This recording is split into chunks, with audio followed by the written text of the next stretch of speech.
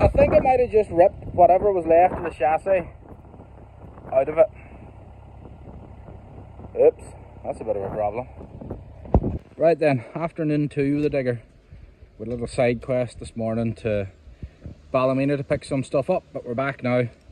So we're going to finish levelling off what was the old wall of the silage pit and level this bit up here for a shed. That pile of stuff down the bottom needs to be cleared, and then we're going to remove all this old vegetation from the back of the silage pit and get that cleared up. That'll do us for this evening, I would say.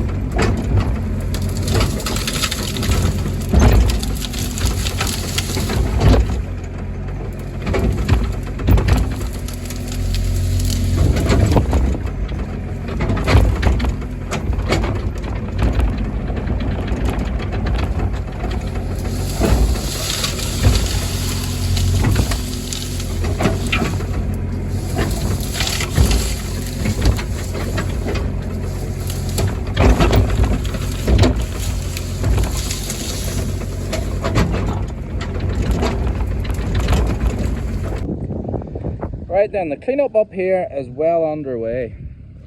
Need to get this Land Rover hooked onto the digger and moved down to a new location. We'll do that in a second. There's space cleared in here that'll hold some bales.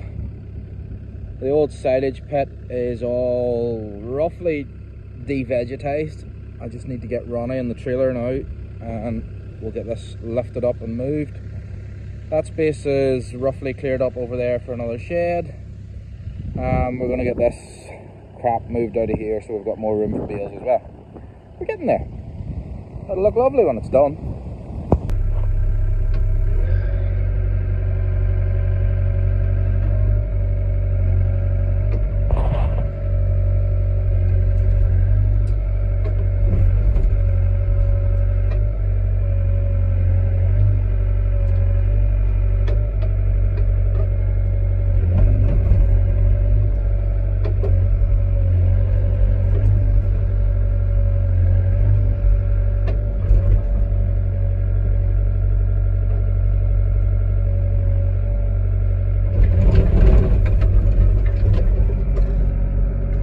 Oops.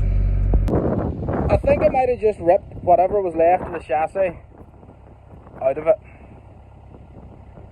Oops, that's a bit of a problem. We took another gamble and it's paid off. I cut this little bit at the top and stripped down the middle of this field. That was all nice and light. And I gambled in the forecast thinking it was just light enough that it would make hay in 3 or 4 days. And well, it's made some cracking hay again. Listen to the crackle of this. That's some really nice stuff. So we'll get this baled up now this evening, get it stacked up tomorrow morning, and then we've got a right bit done in that little weather window. Who'd have thought?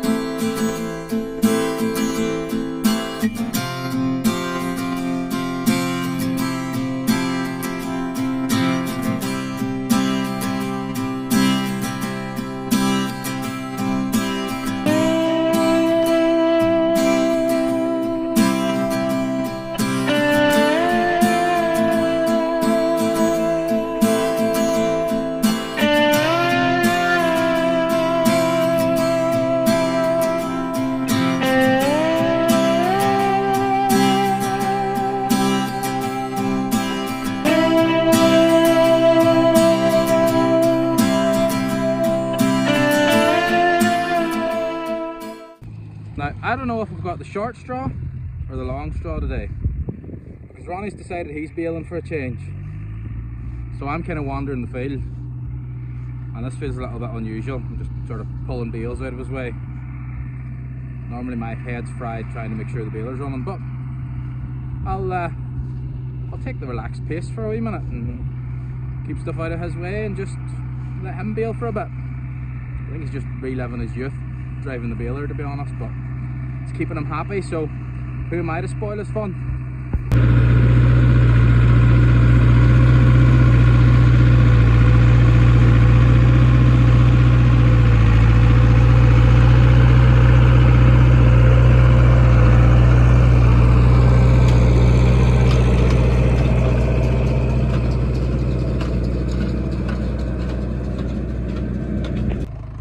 That's the part everybody loves, when you have to take it out of the field.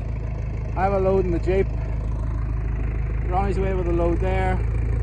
There's that little bit left. And one more down behind Ronnie. We'll get them tomorrow morning. That'll be everything out of the field. We'll get these two delivered to their customer now later on. Well, later on in the week probably by the time we get them away. But we want it out before that sky opens up anymore and it gets any wetter. Now, some of you might have been thinking here, I saw a glimpse of a flat 8 sledge in the background of one of his videos. And yep, you sure did. I've got a Cook's flat 8 here that I've acquired. But I made a tow hook bracket thing to hook it onto the back of the baler up for the main baler. Thinking, oh great, we've got to try it out in this last little bit of hay and everything will be good and we'll have great fun with this flat 8 trying it out. And just whenever I went to pick up the main baler to go and bale the field, I found the tyre had blew out on it. And you know yourself, hay in the ground, evening's starting to get on, you gotta bale when you gotta bale. So the main baler got abandoned in the field where it was, which is over there, just over my shoulder. You can kind of see it sitting in the field there. And the back out baler got pulled out and headed off to bale the backup baler, which doesn't actually like dry hay. You can put haylage through it all day long, nice tight bales, but when you start putting really dry hay through it, it doesn't want to release the knots.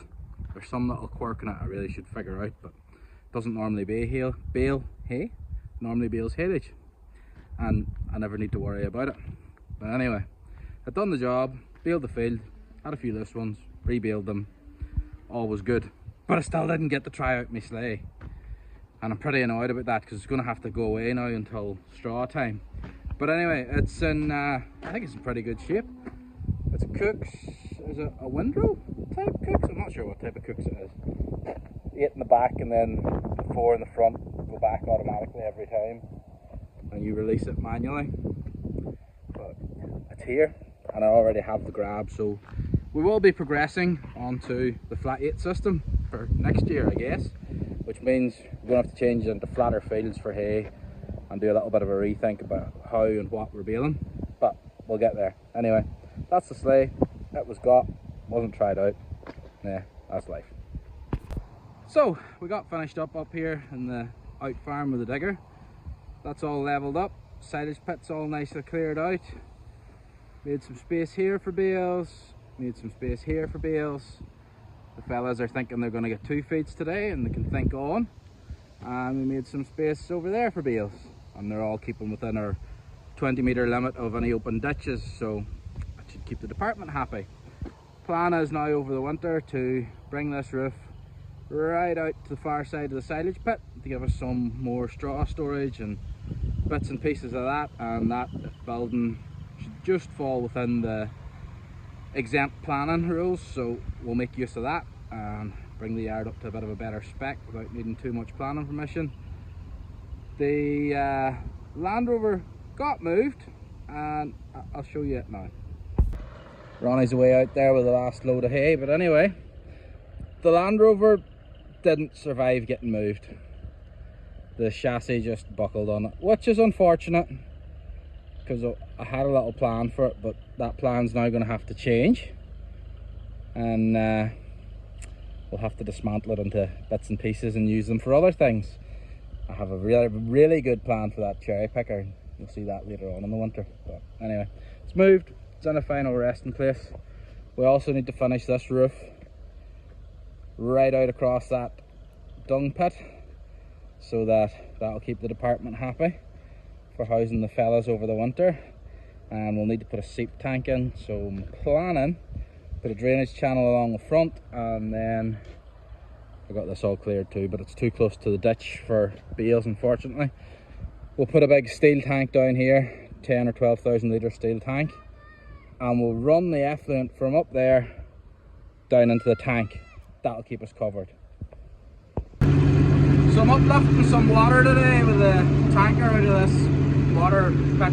It used to be a dung pit, it's now full of water, to mix up what's down in the slats from the fellas that inside last winter, try and get it spread out.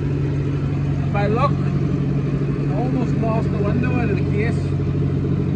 As I was coming up the lane, the engine note just started to sound more clear. I didn't know what was wrong. And then I looked down here and seen the glass was just hanging there by one last bit of adhesive. So I took it off and it's safe now. Get this thing filled up, get back. I think it needs about another 2 loads into the tank. We'll get that mixed up tomorrow, then in the next good day we'll get it out onto the fields and we might get another cut of silage off it. See how that goes.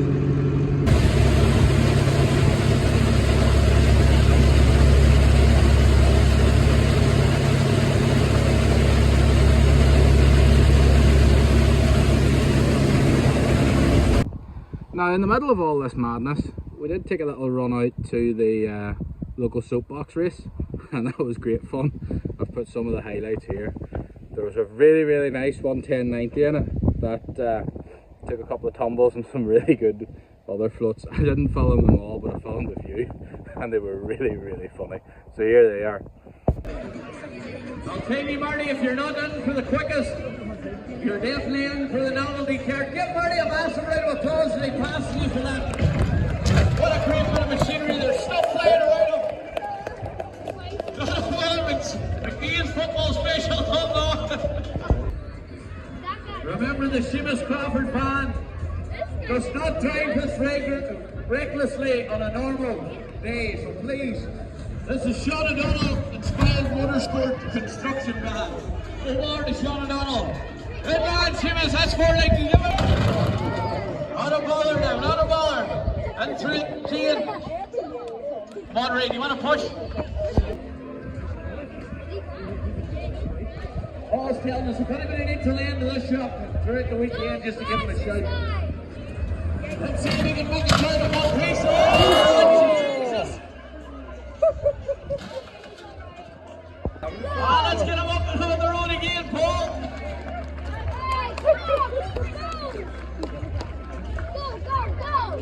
I don't think there'll be much strength up tonight now after that toss. Give Paul a big round of applause. Here he goes again, not a bother. He's dragging down the road because he's bound to be a bad nick at this stage. Jason's heading for the ramp, let's see it. This poor man is costing 40 here in the back. Give Jason a big round of applause. Right, that's enough of me blabbering to the camera for 1 week. I'm sure you're all going to agree it's not great when I'm just chatting to the camera for a week, but anyway, sometimes that's the way the videos work out. One thing I have been thinking of is I really could do with a higher capacity baler, and a lot of people like Welgers. A lot of people are trying to get me to get a Welger, and I'm not feeling a Welger at the minute. I think I'm kind of swinging more towards like a 940 New Holland. So if anyone in Northern Ireland happens to have like a 940 that's sitting gathering dust in a barn that they would part with, let me know, because I might just be interested in upgrading one of the balers to a slightly more speedy one. And with that, I'll chat to you in the comments, and I'll catch you next week. Hopefully we'll get some silage baled with RP200 then and get that little job wrapped up for the year.